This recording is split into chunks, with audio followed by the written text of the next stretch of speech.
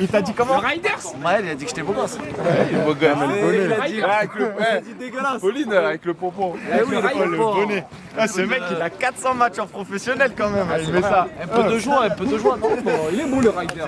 Ah, Il est beau le Riders. Il est beau le Riders. Tu préfères le Riders ou tu préfères le bonnet de piscine? Ah, mais moi, C'est ça. Après, nous, on va pas s'entraîner avec lui.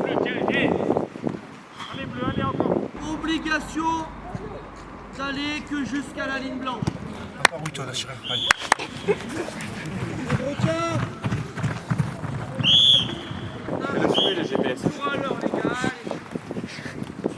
Faut rentabiliser l'investissement du puits. Des nouveaux GPS, faut s'en servir maintenant.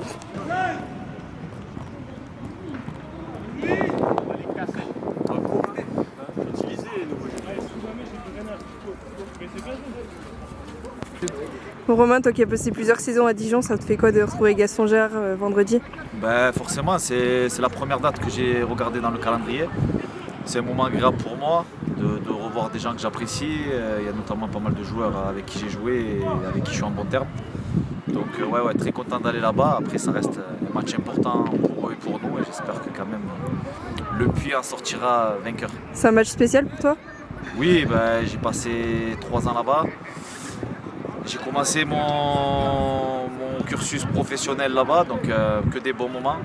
J'ai eu la chance de marquer pour mon premier match, mon premier ballon, donc c'est des moments qui restent gravés, donc forcément un club familial un peu comme le Puy, et voilà, j'ai vécu vraiment de très très belles choses dans ce club, donc bien sûr un moment spécial pour moi.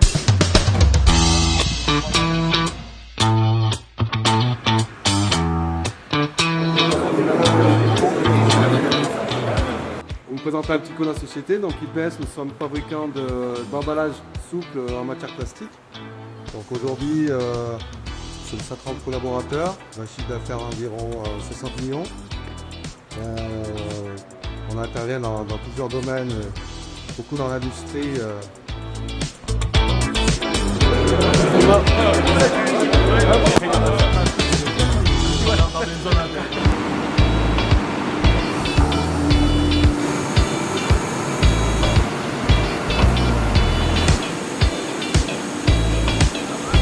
Dégrader tout le fil et mesurer les épaisseurs du fil avec la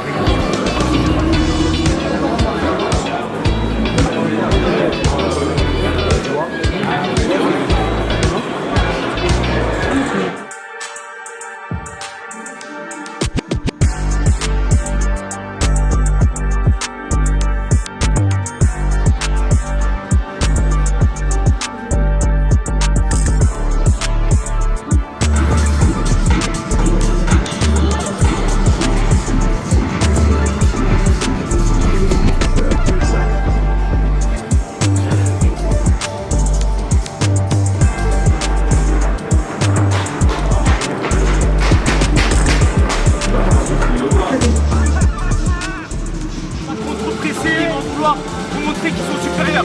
À nous de répondre déjà les 20 premières et après d'être capable de produire des jeux et de leur faire mal. Les 20 premières, il va falloir répondre présent. Ils vont vous montrer qu'ils sont supérieurs. Répondez présent. Répondez présent dans le jeu, dans les courses et ensemble.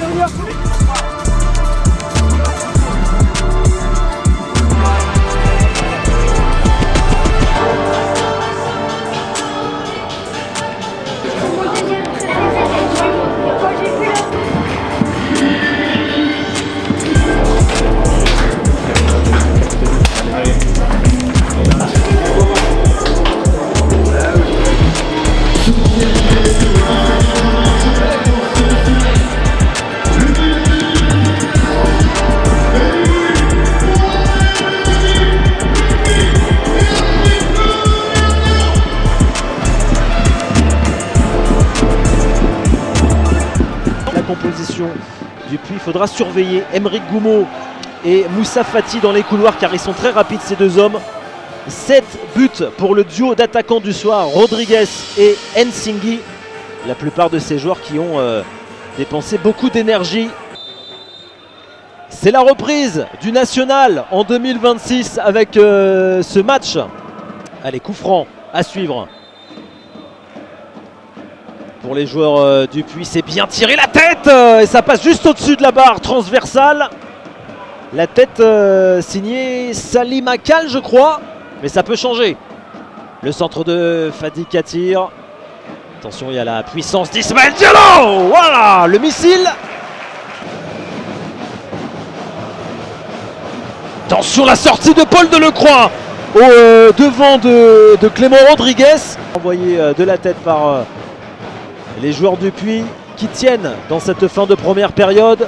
Ah, le geste acrobatique, il était bien essayé. On n'ira pas plus loin dans cette première période. Le coup de sifflet d'Anthony Ustaritz, le joueur du Puy Auvergne.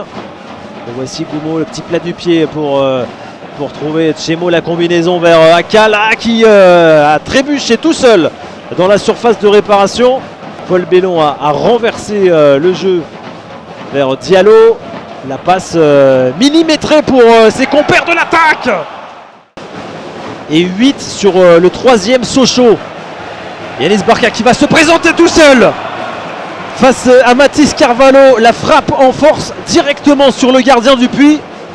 Ils étaient plus menaçants lors de la première période. Le corner d'Akal, la tête croisée, ça passe juste à côté. Jordan Marié pour le tirer.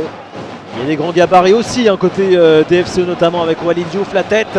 Le ballon qui reste dans les pieds de Julio Tavares. Qui déclenche et à Julio Tavares en embuscade. Et la sortie de Mathis Carvalho qui a évidemment fait faute.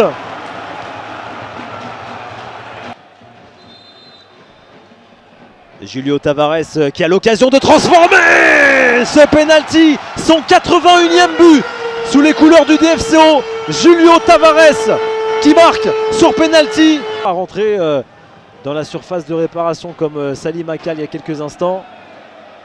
Il aime bien la provoquer comme ça, le petit Alexis Ntamak.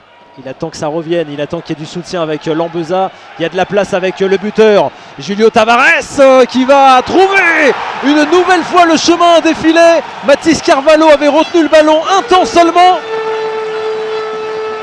Nouveau but pour le DFCO et nouveau but pour le roi de Bourgogne, Julio Tavares. Dernière occasion pour le Puy avec ce centre.